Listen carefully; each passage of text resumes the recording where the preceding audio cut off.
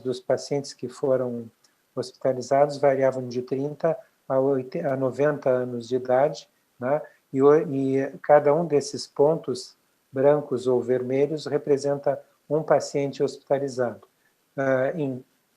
sendo correlacionado com seu nível de vitamina D, que era observada por ocasião da hospitalização. Então, você vê que a grande maioria das pessoas, né, que hospitalizaram estavam com níveis bem baixos de vitamina D, abaixo de 60 nanogramas por ml. Os pontos vermelhos indicam os pacientes que vieram a falecer. Tá? E esse gráfico demonstrou que, nesse estudo especificamente, pessoas que tinham, por exemplo, níveis de pelo menos 90, nesses casos só houve 2 casos de hospitalização. Então, você vê que isso indica fortemente que, se você normalizasse os níveis de vitamina D, não aceitando 20 nanogramas por ml, que é apenas necessário para lidar com as questões ósseas da vitamina D, com a função do metabolismo do cálcio, né? Mas você quisesse atingir todos os efeitos biológicos, que chegam a cerca de 80 funções diferentes, mas o que mais nos interessa nessa pandemia é a função que ela tem sobre o sistema imunológico, você teria que atingir cerca de 80 a 100 nanogramas, não importa que passasse um pouco disso aqui, porque, como eu disse no início da nossa conversa, o nível tóxico é 240. Né? Então, esse gráfico é extremamente ilustrativo e demonstra,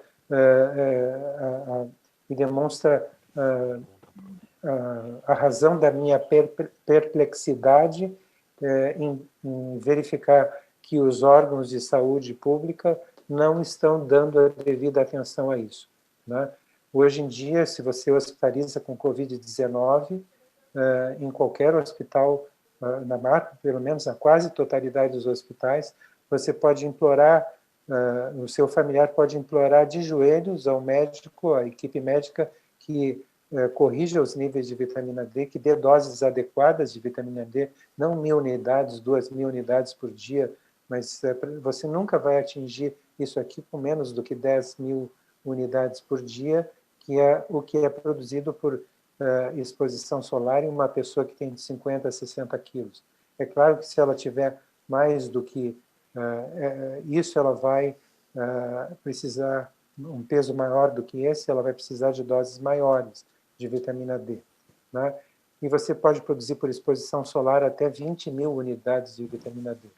Né? Então, nenhum problema em você... o nosso problema é que nós não temos sol todo dia, nós vivemos em cidades, nós vivemos e trabalhamos em ambientes confinados. Então, para quem vive em cidade, que é 80% da população, não existe outra forma senão suplementar. O problema é que, se você começar a suplementar 10, 15 ou 20 mil unidades por dia para a população, você vai levar muito tempo para você atingir um nível de estabilidade que confira esse nível de proteção que nós estamos mencionando. É o que nós estamos mostrando nesse novo gráfico aqui. Agora, eles usaram outra unidade, eles não usaram mais nanogramas por ml, eles usaram milimoles por litro. Mas a gente pode fazer a conversão simplesmente dividindo esse valor aqui, esses valores aqui, por 2,5. Então, isso aqui é o nível que corresponde a 100 nanogramas por ml, esse aqui corresponde a 80, esse aqui corresponde a 60, esse aqui corresponde a 40 e esse aqui corresponde a 20 nanogramas por ml, corrigindo para a unidade que nós usamos aqui no Brasil. Aqui, a linha vermelha, ao longo de 4 meses, você vê aqui 120 dias, são os pacientes que não tomaram vitamina D. A linha rosa são pacientes que tomaram o dobro da dose, que normalmente quase o dobro da dose que normalmente é prescrita pelos médicos, que é de 600 unidades, aqui deram 1.000 unidades por dia, você vê que não houve quase nenhuma diferença. Já com 5.000 unidades, uma pessoa com 50, 60 quilos, com 5.000 unidades, atingiu 60 nanogramas por ml, que corresponde a 150 milimoles por litro, e uma pessoa que tem esse mesmo peso atingiu com 10.000 unidades, mas só depois de 120 dias, atingiu um valor de 80 nanogramas por ml, que corresponde a 200 milimoles por litro. Por isso é que nós temos advogado a necessidade de dar a essas pessoas agora uma dose. Por que isso? A primeira coisa é saber por que é tão lenta a elevação dos níveis de vitamina D. Porque, como ela é um hormônio lipossolúvel, ela penetra toda a vitamina D que você vai inicialmente ingerindo diariamente, ela vai penetrando na gordura que nós temos debaixo da pele, no tecido celular subcutâneo. Então, o nível sérico não sobe rapidamente, ele leva meses para subir ao nível adequado. Então, o que você tem que fazer aqui, logo em seguida, como nós estamos numa situação de urgência, emergência, nós temos que parar essa mortalidade, nós temos que parar a quantidade de pessoas que está contraindo o Covid-19, você tem que dar uma dose elevada, que costuma ser chamada de dose de ataque. Dose de ataque, né? 600 mil unidades, doutor? Em 2010 foi publicado pelos italianos qual a dose que você teria que tomar para atingir uma média de 77 nanogramas. Eu digo uma média, né, de 77 nanogramas, quase 80 nanogramas. Nós estamos advogando 90. Né? E se demonstrou que as pessoas que tinham pesos variados, né, tomando 600 mil unidades de vitamina D em uma dose única, eles imediatamente atingiam um nível médio de 77. É claro que haviam pessoas, isso era uma média, haviam pessoas que haviam passado de 100 e haviam pessoas que não haviam chegado sequer a 40. Por que não haviam chegado sequer a 40? Porque estão com o peso muito acima do esperado para a sua altura. Ou seja, tem uma quantidade de gordura no subcutâneo muito maior e ela precisa primeiro ser saturada para depois ela se equalizar com o nível que você tem circulando, permitir que o nível circulante atinja o nível que você quer. Então, para que você primeiro sature logo essa gordura e já atinja o nível circulante que permita ao sistema imunológico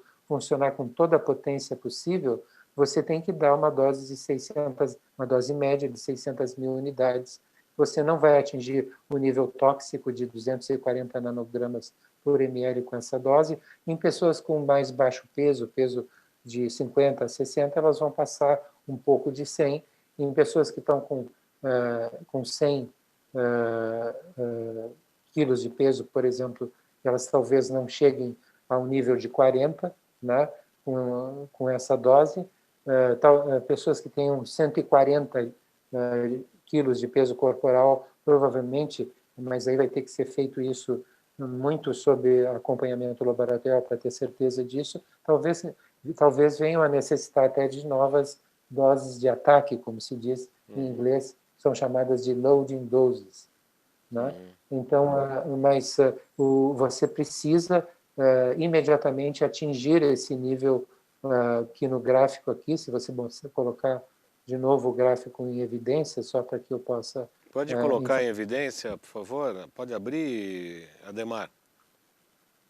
Isso, obrigado. Pode falar. Então, para você atingir esse nível aqui, que aqui corresponde a 80 nanogramas por ml, a gente preconiza que seja até próximo de 100, né?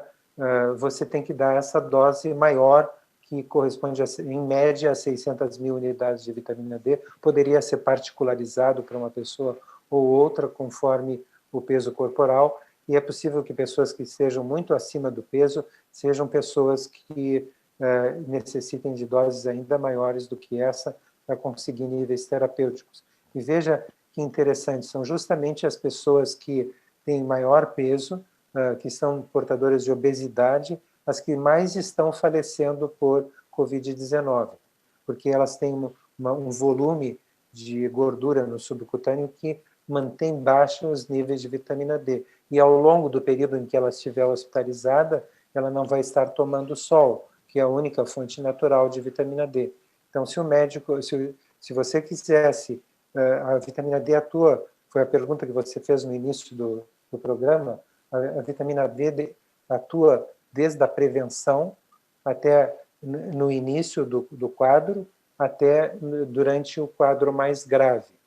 Todos os efeitos conhecidos pela vitamina D, eles combatem, antagonizam os efeitos que o SARS-CoV-2 tem sobre o sistema imunológico.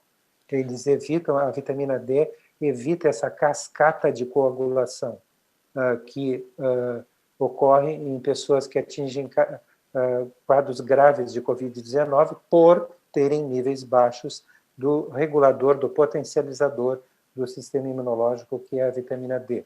Doutor? É muito importante, sim, pode falar, Não, pode... mas tem uma coisa muito importante que eu gostaria de dizer. Por favor. Hoje já existe uma carta aberta a nível internacional, assinada por cerca de 230 pesquisadores